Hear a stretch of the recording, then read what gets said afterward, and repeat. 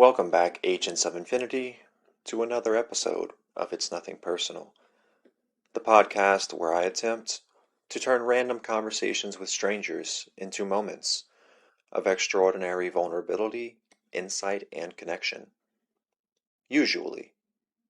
I am your host, Mason Robin, and this episode is a bit different. In this episode, I sit down with a woman committed to the work of helping men rediscover their authenticity and step more boldly into a sense of healthy, integrated masculine empowerment. I met her recently on Instagram when I stumbled across her page and her coaching program. We exchanged a few messages before I realized I should probably enroll in her coaching program because I had literally asked the internet where the program for men was one day after stumbling upon a similar course designed to help women step more boldly into their feminine energy. To see a woman so devoted to the empowerment of men is something truly rare in my experience of 21st century American culture. It certainly doesn't seem like the kind of thing most women are readily prepared to trumpet as vital, meaningful work. I had asked her a few days before enrolling in her course if she would possibly like to be my first planned guest on the podcast. And this was supposed to be our first video chat to test the waters and feel things out. Needless to say, we turned it into an episode. Buckle up and enjoy this conversation between myself and the wonderful Kerstie Blue.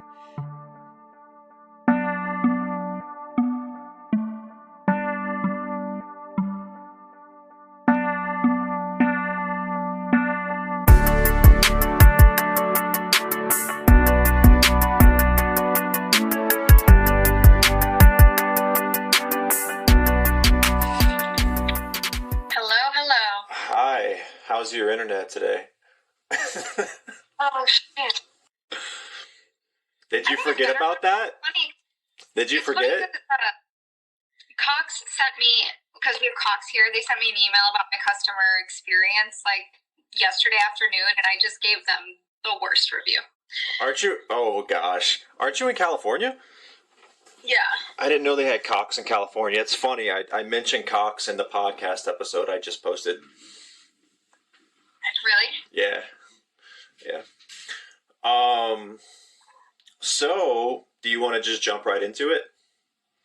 Well, so I'm wondering, is right now when you're planning to create podcasts, do you want to talk? Because, this is a very different experience from your other ones, right? Have you had the whole, known guest experience before? No, not ever. No. That you had mentioned we could just have a video call and you could feel it out, but I feel like we've done a lot of that. Yeah. We're pretty good. Yeah, I just wrote the note vulnerability in men on my laptop. I have a Word document open. And then I got this stuff that I wrote the other day. I sent you that post. Yeah. I did read it. I left you a response, by the way. Did you? Oh. Well, okay, sorry. There's a lot of posts in the air. I'm talking about the one in the community, in the Be the CEO part. Oh, okay, Yeah. Okay. I haven't been back to that yet. Okay, the IG posts I have not had a chance to look through. I'm running around like a chicken with my head cut off. Okay. No, that's fine. I mean, I'm blasting you with shit right now, so it's all right if you don't get to it for ever. It's a bunch. It's a bunch. I'm not expecting you to read it all. But yeah, I mean, I wasn't sitting down intending to record a podcast episode, but we can. Wait, no. That's okay. No. No. That's cool. That's okay. So you don't want to right now. You're not in the space for it because I'm down. I'm here for it. But you're I mean, we can, but I don't want you to feel pressured. No, I don't feel pressured. I don't feel pressured at all. Okay, so how's that gonna? You're not gonna do video, right? Because this is a mess. What about this? Isn't part of being vulnerable showing the world that you can be a mess? And that's all right? Yes, but I feel I show that, and I feel like you show that. I guess it makes more of an impact if you're physically a mess as opposed to emotionally a mess. Right. I never show my face, so like maybe I should sometimes. I don't know. It's an interesting feature. What? It's an interesting feature to have now on podcasts with like video. You know, I'm not used to that. But we can do it today. Not having your face up, or having your face? No, having your face. Got you. Yeah, I would like to record some videos to put on there so it's not exclusively audio. I don't think there's necessarily anything wrong with exclusively audio, but humans communicate a lot through like movement and facial expressions too, so that just adds another dimension to it, you know? And the main reason I don't have video right now is because it's random people getting into my car, you know, and like no one signs up for it. I just like throw it at them at the end and be like, hey, this was cool. Can I put it on the internet? And they're usually just like, yeah, sure. Yeah, which is wild. It's like mind blowing that everybody would just be like, yeah, sure.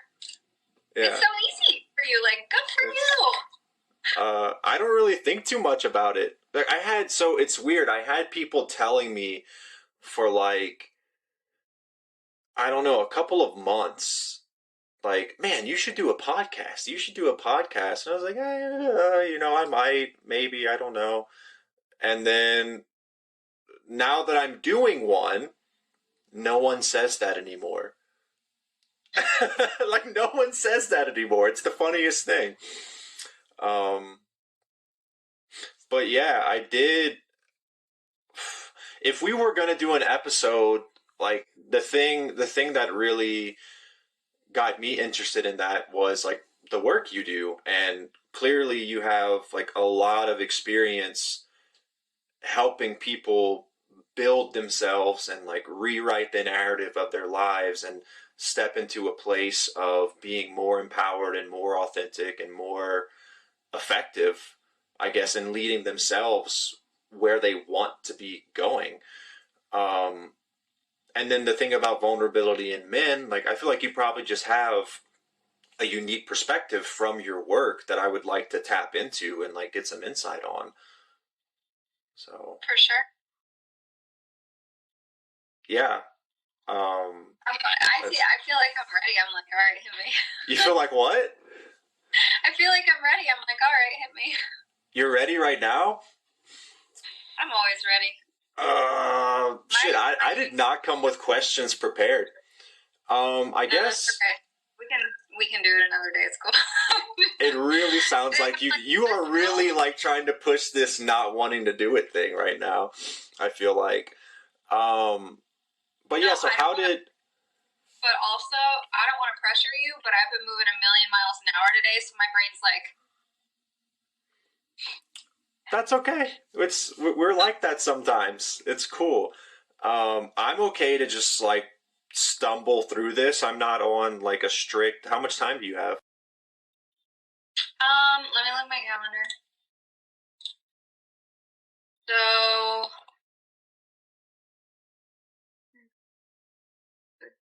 Dinner, I need to study. We can go to the top of the hour. Okay. So we have basically 52 minutes. 52 minutes, okay. You seem super regimented. Like you're just like, it's got everything lined up. I need to be like that. It took me a long time, but yeah, it's made my life so much more productive and healthy. Okay. Yeah. Let's talk about that. What? Oh my goodness. Sheesh. My head would explode. It's wild. Like, I am a get shit done type A kind of person. It just helps. It really does. I had someone tell me recently I was type A, and I'm like, I don't know. Maybe I like have type A in me, but do I execute on that? Not usually. but yeah, what did that look like for you? Like at what point in your life did you decide you needed to start making changes and like something needed to be different for you? Where did that come in? So when I was like dwindling away in my Big Four CPA, like corporate accounting gig, my first one out of college, there were all of these things that I wanted to do. Very basic things. Go to the doctor. Go to the dentist. Like, make time to work out. Make time to call your mother. Right. That I couldn't keep myself held accountable for. But yet at work, everything was driven by the calendar. What the calendar said, that's when the meetings were. You stopped at the end, and I just kind of like latched onto that because I was like, it's really effective for running a business. And this is where the whole be the CEO of your life came from, because it was like, well, if I can just apply these principles to my life and uphold my life with the same integrity and respect that I do for this company, then everything is going to be able to fall into place, because I'm going to be actually like keeping the structures, following up on my word, doing the things that I need to do. And that's what really moves the needle, because when we just talk about it and it never happens, like whatever it is, you're stagnant. Right. And then at some point you get frustrated and over being stagnant, and you have to do something differently.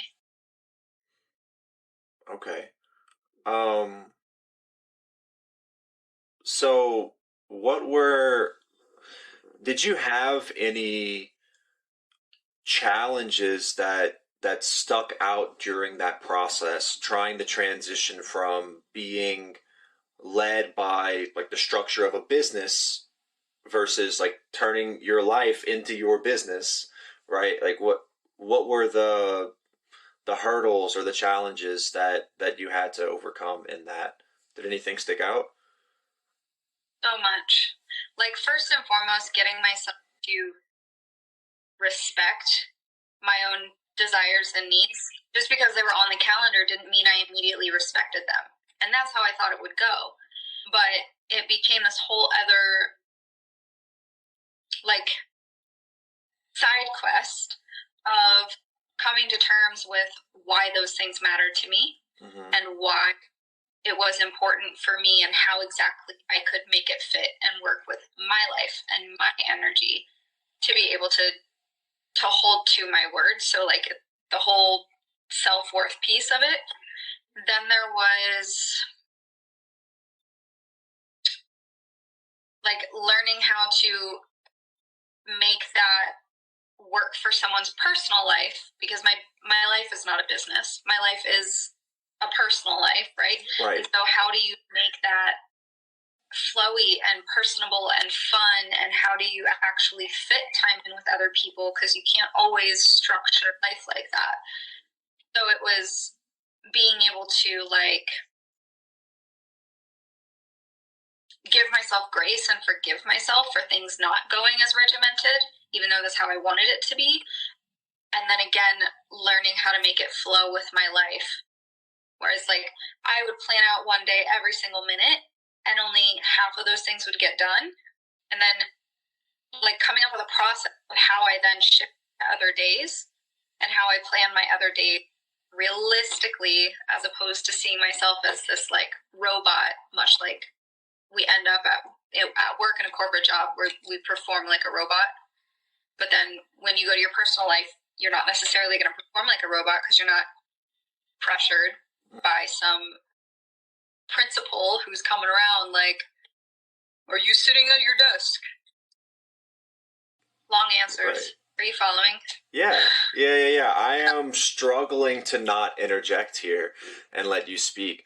But yeah, I can definitely see that, where like when you're in a business working for a company, it's about the money, and they care about their bottom line. But I feel like a lot of us will, myself included, will do this thing where even if you're giving yourself, like in my responses to like module 1, I talk about all the things all the self-care things feel like tasks, right? It's just like the things that have to get done and like not things that I get to do for myself. So it's almost like trying to meet my own bottom line in my life, and that doesn't afford much room for the self-compassion that like gives you grace and gives you self-forgiveness, and like it creates weight, by putting that pressure on it. So yeah, I get it. Yeah. I'm glad you said that, because that was kind of another part of the process. Like, at first it started out as a list of self-care. These are the things I know I should do and I need to do. And then it was a couple years of like stumbling and learning to recognize why those things served me and how much I loved, appreciated those things. Right. And that's what eventually shifted it to make it like more fun and exciting and doable. It was attaching a sense of value to those things, right? So I don't know if you saw my story from last night, but it was just this weird thing that happened. So I had a huge dinner, and you can go back and look at the story after this, but I had like a pound of steak and like a whole container of like instant rice and an apple and peanut butter, and it was just, it's big. It was a lot, right? And I ate everything except for like half of the steak and about half of the rice. And my impulse, whenever I was done with my meal, was to toss out the rice, right?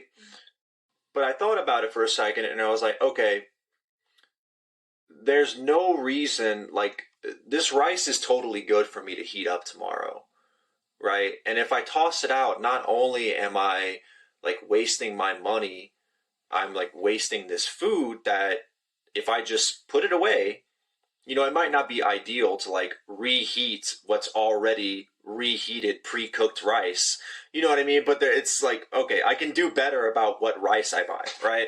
But the point is, like, there's no reason that leftover part of the meal, because I would have kept the steak, but I wanted to toss the rice. But the rice is good too, right? And so there's no reason from last night that couldn't be part of what sustained me today. And I've already eaten it today, right? And then I also thought, this little, I don't know, like 300 calories of rice maybe is probably more than a lot of people have eaten in the past day or 2 days, maybe 3 or 4 days, like that little piece of rice to me, which is like so insignificant. And it just got me thinking about how much Americans waste and like all this kind of stuff. But it really attached me to a sense of gratitude for an appreciation for the food, and it's saying like, I'm not going to waste this. I'm also not going to waste my money because like I spent the money, and it's like $1.50 for the thing of rice, but still like every little bit counts. And I feel like that is kind of connected to what you were saying about, I think incrementally, I can see this process happening is like item by item, everything that you do becomes something that is like deeply rooted in a sense of value that makes it something you're like grateful for and happy to do. I don't know. Does that connect at all with what you were saying? Yeah, definitely. Especially when, like, if going through the process, you're yo-yoing back. Like, I'm really great at my self-care for 2 weeks, and then I fall off the wagon for a month. And, like, during that month, you realize how shitty you feel not having done the self-care. And then you go back to it. It is that sense of gratitude. Like, oh, my gosh, I feel so much better. Thank God I remembered that I get to, like, do these for myself. Yeah. So what inspired you to want to help other people do this? Where did that come from? So, all right. Wow. I've always wanted to help people do this because I don't like seeing conflict. I don't like seeing suffering. But I think it was a series of events, because I've been basically filling this role for people since I was in second grade. Like when my friends were fighting, I would take them on a walk around the playground and I would like help them work out their everything. So this is just my way of being in the world. But really, when I was in my second or third year at the KPMG office, one of the partners, we thought he was healthy. He was living a good, happy life. He just had a heart attack and dropped dead. And I was like,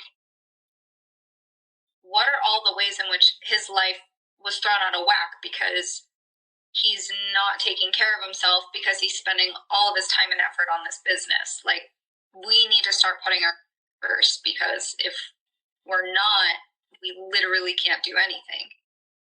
And then after that, I had a friend in San Diego who was having problems in his marriage. And like, the divorce rate is what, like 50%? It's ridiculous. Not everybody wants to just immediately get divorced. And he was opening up to me about all the things that they were going through. And he was actually an executive coach. And while I was talking him through everything, he's like, you should really do this for a living. You're like really good at this. And so that planted a seed for the next, it took me like 4 years to actually act on it. And during that time, I was just watching everybody around me. Like, I was dating a serial entrepreneur. And I watched as like a case study the days in which things went well for him, what he was doing versus what he wasn't doing, and how our relationship was, and his relationship with his sister, relationship with his mother, and how it was a domino of everything. We like to approach life like it all exists in silos. Like, people blame men for compartmentalizing things in their brain and tell them that life can't be lived like that, but then we'll turn around and try to live like that on the outside in a way. Trying to think that our personal life doesn't affect our work performance, doesn't affect our family relations, yada, yada. So when I put all that together and took a holistic approach to my own life and recognized it completely transformed my experience of life, I was like, the world needs this. So you saw a need and felt personally equipped to meet the demands of that need in your own way. Now, funny you say that. Why? There's a story behind that I was thinking of the other day. So my first business class, I remember one of the first days, my favorite professor, he was like, why do people start a business? And he gave us all these reasons, one of which was to make money, and one of which was because there's a need in the market. Everybody in the class chose, well, businesses start to make money. I was the only person that chose the fact that businesses start to fix a need. The only one. How large was that class? Like 30 people. Oh, wow. We had a big debate about it. Okay, well, I mean, like, if you want to talk about the market, like, that should, I feel like, maybe not be the intuitive answer, but if there's no demand in the market, like, a business won't thrive, you know? So you have to build a business based off of a need. Otherwise, there's no one's going to be investing in what the fuck you're selling. But I do want to ask another question as well. So you, and correct me if I'm wrong here, but you seem to be particularly focused on men. Yeah.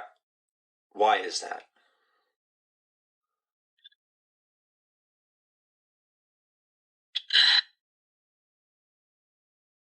I think naturally I have attracted like male clientele naturally, because I did this for a year and a half before I was like, I'm only working with men, and the majority of who came to me was men. And then this past summer, I met my current marketing team, it's 2 Buddhist monks, and they took me on a meditation to drop me into my heart and find out what I really want to do from a heart place. And it just came through like all of my traumas, except for like my mother wound. All of my traumas have been directly from men experiencing abuse. And it's like, so for me, I experienced childhood sexual abuse. The statistics on that are like 3 in 4 women experience childhood sexual abuse. And the vast majority of that is men who have previously been abused. So why would we not reach out to help men when there's so much available for like women right now? So much available for LGBTQ communities and minorities, and everybody is being helped right now except for the men who are getting a big old fuck you from society. And I think that's wrong. Yeah. Yeah, I think men would agree. But it's hard to it's hard to have a voice that people want to listen to in that space as a group that perceivably, and I use the word perceivably on purpose, right, has been more advantaged than every other group for all of history. At least that's the story, right? There are different stories available if you're willing to explore them, obviously. But I've been saying for the past, I don't know, probably about more than 6 months, maybe about a year or better. It's been a while. But I've been saying, like, I don't think it's feasible or useful for us to pursue a world without men. Like that just doesn't make much sense. Like we probably have you ever watched Rick and Morty? No, I can't. Out there Rick and Morty is so good. But anyway, so there's an episode where Morty, the grandson, like ends up picking up a sex robot at like this galactic pawn shop, right? And the sex robot comes from a planet called Gazorpazorp, where the females have like elevated themselves and separated themselves into a completely different society, where the way that they reproduce is they send these sex robots out into the wilderness where all of the male members of the species stay. The male members of the species inseminate these robots, and then the robots go back and, like, if it's a girl, they keep the girl in paradise, right? And then if it's a male, they bring the male out into the wilderness, right? But it's just this it's this caricature, right, of something that is not super far-fetched given a lot of the elements of our trajectory. But I just don't think that type of thing is feasible or good or something worth working for. Now, a lot of women might disagree. Like, they would love to live in a world without men, they think, Right. But the point is, what I've been saying, though, is that if you want to build a society that is better for women, you've got to build a society of better men, right? So, because, I mean, like, all of these women are complaining about being victims of men, which are valid complaints, right? Like, dude, like, no one deserves all of the terrible things so many women have suffered. Like, they don't. At the same time, like you pointed out, most of the men who commit these acts are victims in their own right and haven't received the type of assistance or encouragement or support that they need to lead better lives as strong, capable, well-integrated men. And so if we're not investing in building healthy, well-integrated men, then are we even really committed to a society that's better for women? I don't think those things can be separated. Yeah, I agree with you. And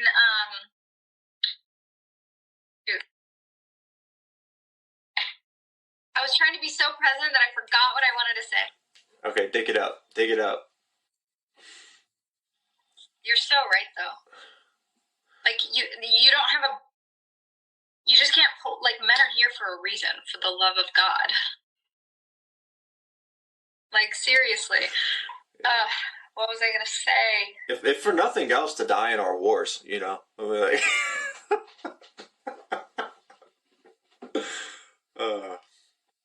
maybe it'll come up later. Maybe. It's good. So, you work mostly with men. You see a particular need there. But you have worked with women when you first started. That first year and a half, you were working with women a bit. Yeah. And what have you noticed, or have you noticed any glaring differences in like how men engage with this process versus how women do it? Just through your own work. 100% men are way more emotional. And that's totally against the grain of what society thinks. Society thinks that men are, like, less emotional, but to be honest, like, yeah, women hold grudges, but I think women are at a point where we're more rational than men because men have been so fucked over. Oh, I remember what I was going to say. Okay. Anybody who watches true crime should have come up with the realization that every single mass murderer or rapist or anything, that perpetrator, their life story is complete abuse and victimhood. It's like they don't grow up in a happy family with nothing go wrong and then turn around and murder people. Right. They've been abused and neglected their entire lives to get them to a spot where they decide to go murder people. I just wanted to point that out. Yeah, so what's the obvious preventative measure here? Create a world... Better. Yeah, being better parents. And like we build a world where that happens less. Yeah. You know, where we are creating better conditions for people to turn into better things more regularly. Next to what I was saying, where it's like there's just women are available to do the work. I think we've put up with so much shit as a gender, and we're like, all right, well, now we're starting to be favored in society. So let's actually take care of ourselves and let's better ourselves and let's like be just better and more. And women are doing a lot of work, and at the same time, we're pushing men to the side and neglecting men more and more and more. And that's not going to get us anywhere, because if we're gonna raise better future leaders and just future citizens, like, the man can only show up as much as the woman is showing up. And if the woman is showing up completely blocking out the man, then the masculine is going to continue to wilt. And then we're just going to create an opposite balance of exactly what we've already been, where it's like men were up and women weren't shit. It's just a flip. And like, how's that going to get us to a better spot? It's not. That's just moving the pendulum back and forth, right? There's a place in the middle where there's harmony. And I feel like I can definitely understand the inclination to just like, when you've been victimized or oppressed or hurt or abused for so long, and I mean, this goes back, this is on the individual level, as you pointed out, with mass murders and serial killers or whatever, true crime stuff, but this also scales up to society, right? Whereas like, if you as a demographic, as a representative group, have been experiencing like some type of systemic injustice, well, when you start to break through the mold of that, the answer is not to push so far in the other direction that you become the perpetrator of oppression or malice or whatever towards other people. Like, that's, again, it just moves the fucking pendulum back and forth. And I wrote something about this. Oh gosh. So I wrote a preface to a piece of work that I was putting on my Instagram. About a year and a half ago, a year and 8 months ago now, I ended up writing like a 27-page long, and I could send it to you if you want. It's pretty interesting.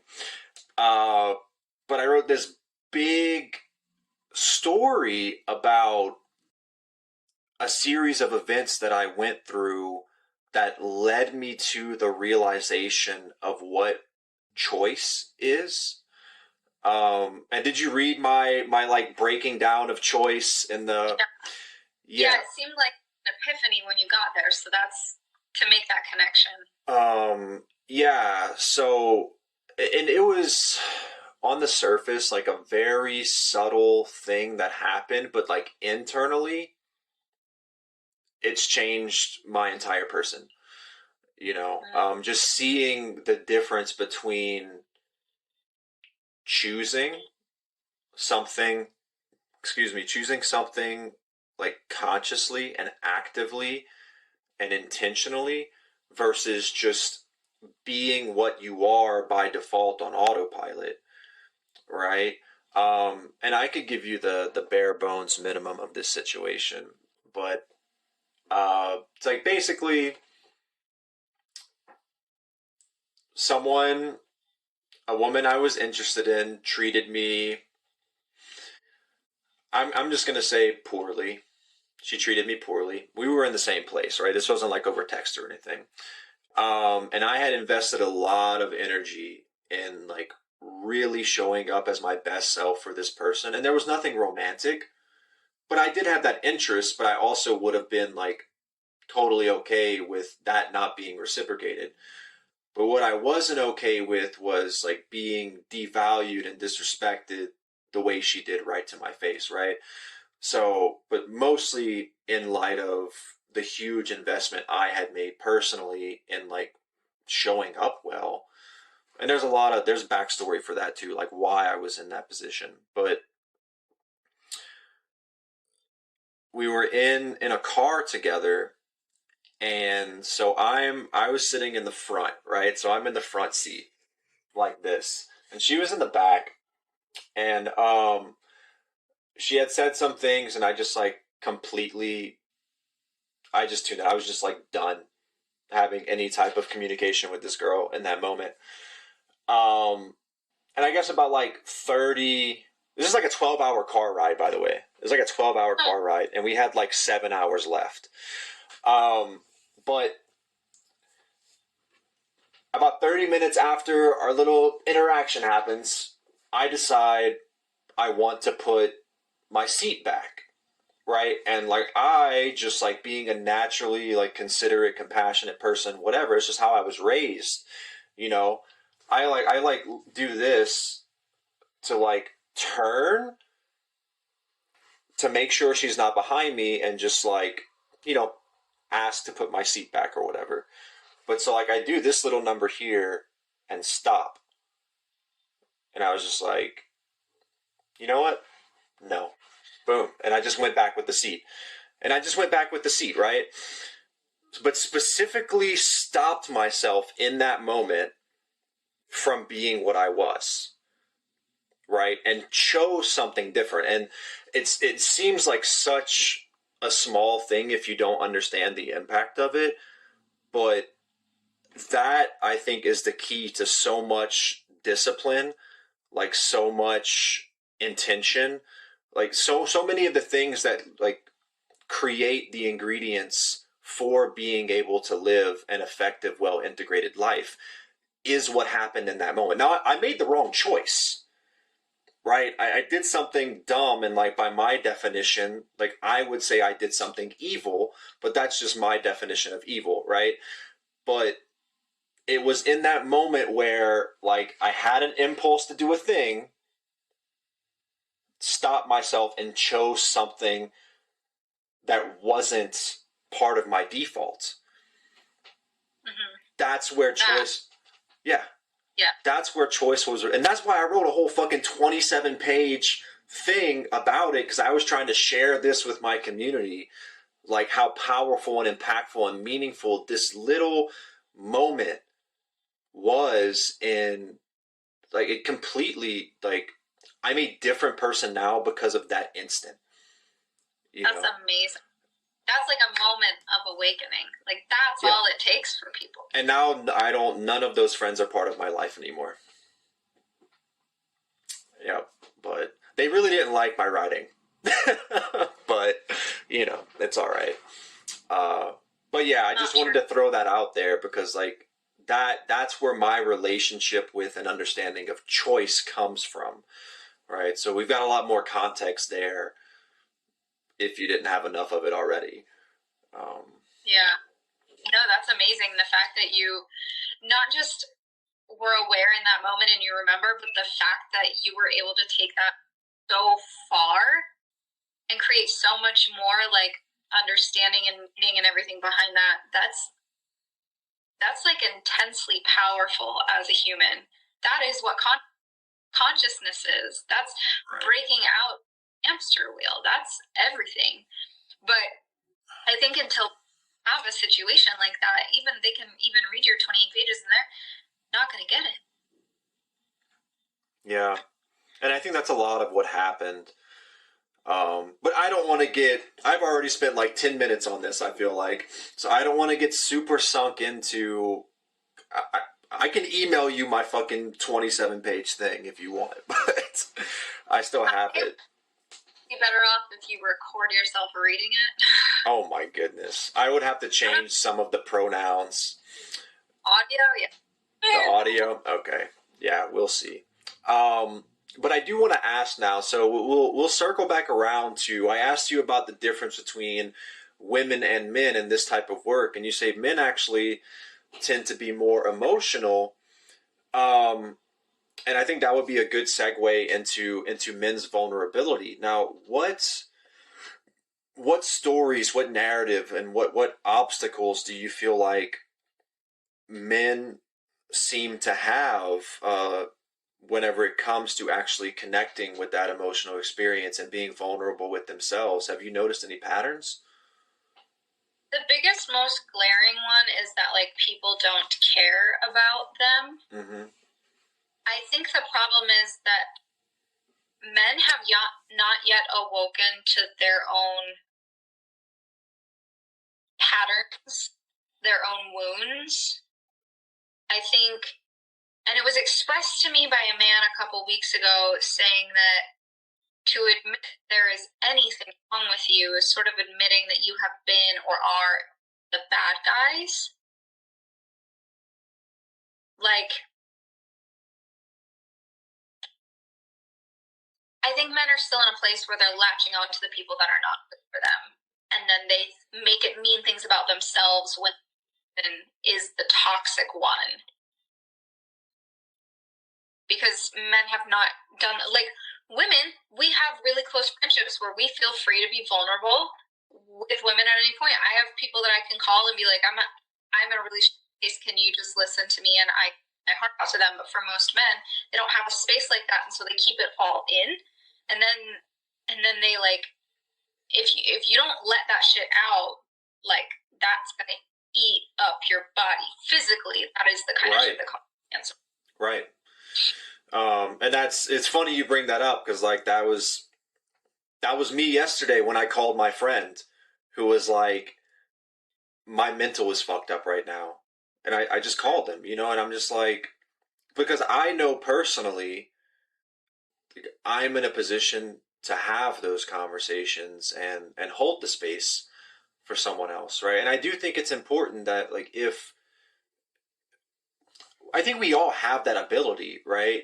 But I don't think we've all cultivated the awareness and the language and the skill set of actually, like, doing it in a way that's helpful for other people. But I spent thousands of hours developing that about myself, right? And I really do, like, I have the good people of Denver to thank for that.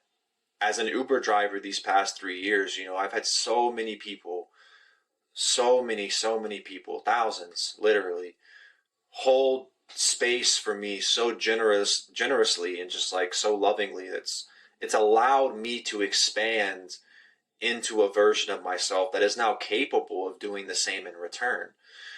And that's a lot of the reason why I'm doing the podcast, it's because it's just like, not only am I trying to be more intentional about cultivating that space for other people, but I want to share that. I think a lot of these stories deserve being shared. And I think, like, even you said you were inspired by it, and it's like, that's crazy to me. It's the weirdest thing. But yeah, and everybody's gonna get something different out of it, and that's the beauty in it. And I think that's part of, like, I don't know, I'm from a family of conspiracy theorists, so I think that's part of the whole conspiracy as to why, like, society has been built up to tear us apart. Like social media, we're more connected than ever, but we're more disconnected than ever, truthfully. Because the more connected we are, the more we're able to, like, spirit works through, healing works through people, Mother Nature, and we are part of her. And the more you pull us apart, the more you keep us in disease and miserable cause pain. Like, I don't know where I was going with that, but yeah, it brings back the magic spirit of connection. That's probably why podcasts have taken off so much, because people just want to, like, feel connected to something. Yeah, and you're literally observing people connect with one another. As long as you're not listening to a debate. But I guess debate can be a form of connection as well, But that's been one of my favorite things about podcasts, is like, I get to not only, like, consume super interesting information from people who are experts in their respective fields, but I get to watch those conversations happen and see examples. Like, my favorite podcast hosts are the ones who I find do the best job of inviting other people to just share and just speak and just let things out and be vulnerable if they need to, or whatever. The people who really do a good job of creating that space, they're my favorite.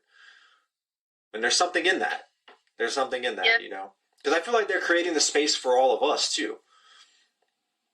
Yeah, and I think it's so comforting for so many people that they don't have a person in their life that creates that safe space for them. So just knowing that somebody on this planet and that for others who does it well is probably, like, a huge part of that also. Yeah.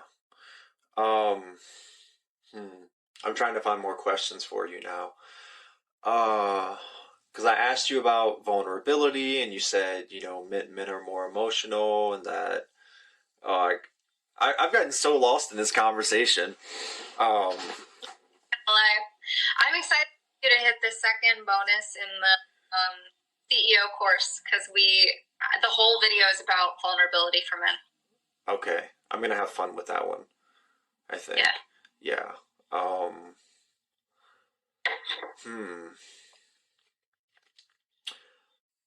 What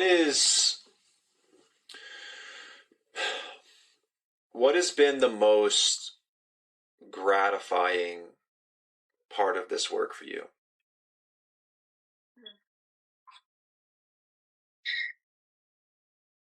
There are a couple people who, particularly, I have helped them, like, save their marriages and their relationships. And that's really significant for me. I have a theory. If we're all truly aligned and we're healed, I think anybody can fall in love with anybody and have a beautiful life with anybody. And so when relationships work and they fall apart, it's rarely because those two people are healthy and still can't make it work. It's mostly because they're unhealed and unhealthy, and they're just hitting wall after wall. And then they go on to repeat the same patterns. And so when I'm able to help somebody heal even just one tiny aspect of their relationship, that's a ripple effect through everything, because whether it's just in a relationship or if they move on to have a future relationship, that specific aspect is cleared up. Where their friends and family, they're going to visually and energetic, you're that shift person, it's going to change the way they interact with their kids. It's going to change the way they interact at work. Like, my whole goal is just to help people super deep in at least one area, let that ripple out as a butterfly effect for the rest of the world. Yeah. Like, we can't world as a person, but it's not one job. There's so much involved in it. Mm-hmm. I actually had I'm gonna have to. Where's my other phone? So I had a friend who I haven't spoken to in several months. She messaged me today, and admittedly, at first, I didn't know who it was because I guess I didn't have the number saved anymore. But she just started off with I didn't know who this was, and she just goes, "I'm realizing I have absolutely no idea how to communicate with you." And this is from a number I don't have saved, and I'm like, that's a good start. Like, is there something you want to talk about? And then we get to talking, and I just asked her, what are some of the questions I asked her? Because she had to bring up why she had been talking with me, and I said, yeah. So I said, what made you think to reach out to me of all the people you could reach out to? Is that lip gloss? What is that? Oh, I didn't see you. I thought.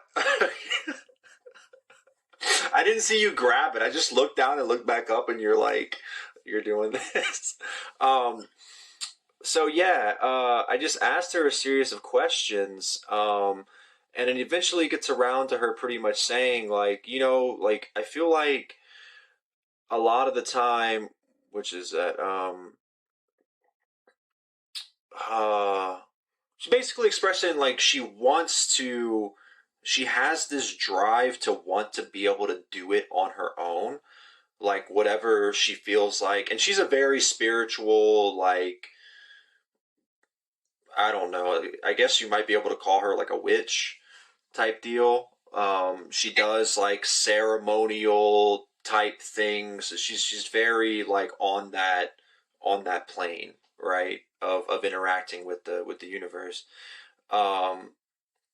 But she was just saying, like, I want to be able to figure it out on my own, but like, is she was seeming kind of frustrated by the knowing that she couldn't do it on her own. And I was just kind of like, well, like, alone, it's kind of an illusion. And I told her, what did I say? I said, every piece of what makes you was cooked in a star billions of years ago. And so it's just like, there's no separation itself is an illusion, right? So I said, maybe stop trying to figure out on your own. Co-author with the cosmos. I sent you. Did you read that little journal entry from last night? No, you should read that. You'll love it. It's short. But anyway, I said, allow the divine energy within you to flow freely. Answer the call of this energy boldly, and I imagine you will end up where you're meant to. Like, look beyond sight, beyond time, beyond separation. And then I added, like, and maybe talk to a wizard every once in a while, meaning me. But yeah, no, it's just funny because you mentioned about people being so separated and like doing things on their own and stuff, and it's like, really, that doesn't happen. It's like, I think we just need to tap into the oneness of it all and see the things that we are holding on to that are keeping us separated mentally, I guess, or spiritually. Yeah, totally. I just went on a huge tangent, but yeah.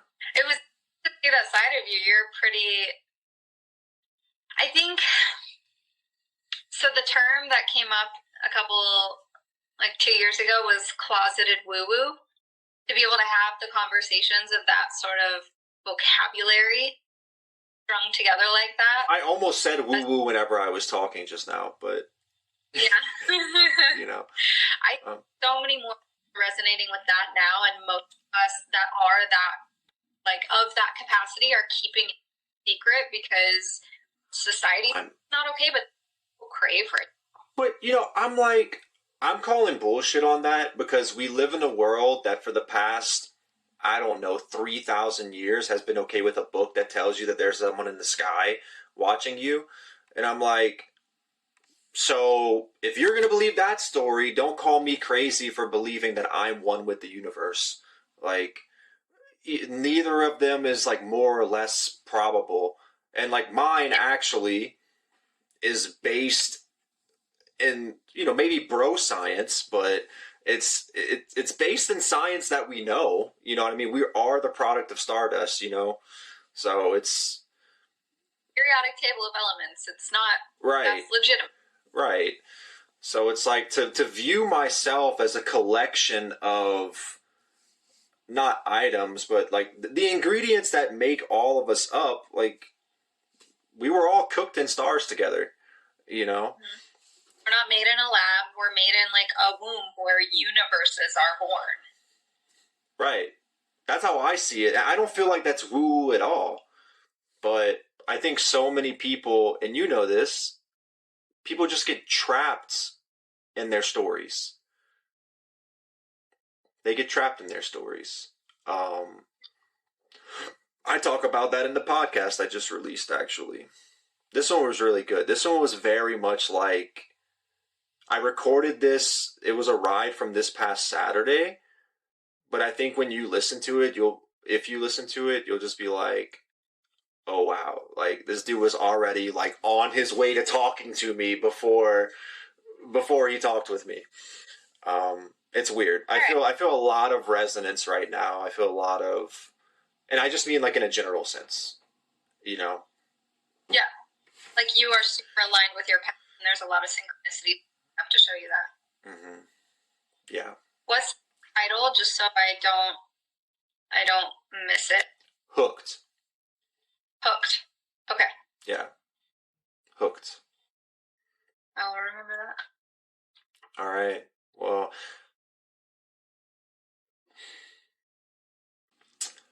we've got like 3 minutes left, so I don't want to ask.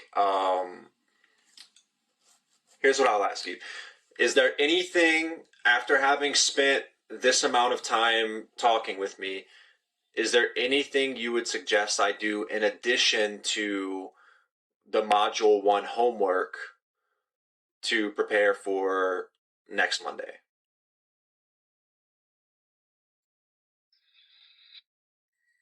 So I've been thinking about this because the module we start on Monday it was created for corporate employees in mind. Mm-hmm. And so we're going to be talking about burn week and how there's 4 different aspects that you can approach your working environment and your working day that can help support you. So I think, even though your job is different, your work is different, I think you're going to take some nuggets from it for yourself, but also potentially for your passengers. So it's almost like be open to whoever gets in your car to talking to them about what they feel about their work or their work day. Or if it comes up, just like entertain it and just where they're at and whatever insights you can get from that. I think that might be fun for you. Hooked. Hooked. Yeah. Okay. I'll put some intention into that as well. But I got someone in my car last Sunday who was like, okay, so I pulled up at this place, and as I was turning in, the cops turned in front of me. And so I get there, and the cops are like in the driveway talking to this guy for a few minutes. And then he ends up getting into my car, and we had about a 35-minute ride together. And when I tell you there was next to no continuity in his story, I'm not going to make any assumptions about what exactly was going on up there, but yeah, if that ends up being a podcast episode, because I did ask for his permission, he wants me to send him like the finished product for him to listen to before I put it up. Um, but if that ends up going on, like that has been the most challenging conversation like ever for me to direct in a positive, constructive direction. And it was like, so I think I'm already getting practice with that, with like really doing that. But it had nothing to do with this work. So I'm gonna take what you said and keep burnout in mind and see what I can accomplish this weekend. So Cool. I do want to say, is there a potential that could be self-incriminating for either of you? what? The conversation you had with this guy, his story's not great. Like the cops were there. Is everything gonna be okay? Because it could theoretically become like court evidence if there's some shit going down. I have no idea, right? Your cops were there, and he has a story that's all over the place. I don't know if he's in trouble with the law. That's I mean, there was nothing. He was very vague, and when I say there was little to no continuity in his story, it it was difficult to get a story out of it. I was just like, I was struggling, and I struggle sometimes to find questions, even in like conversations that are going well. But this one was just like, and he seemed like an okay guy. But the answer to your question is like potentially, but whatever. I'm not really worried about that. okay. Yeah. Anyway, all right. We're a minute over. I appreciate. Yeah. Thanks for taking this hour with me. I don't know if I can get the video from this. I recorded it. Oh, you did? Cool. Yeah. It's just. What's that? I was gonna ask you if you had decided to record. Yeah, I've been recording since before we got on. It's just audio, so are you okay with it going up? Totally. Yeah, all right. Awesome. Well, sweet. I will see you Monday. All right. See you Monday. Bye. Bye.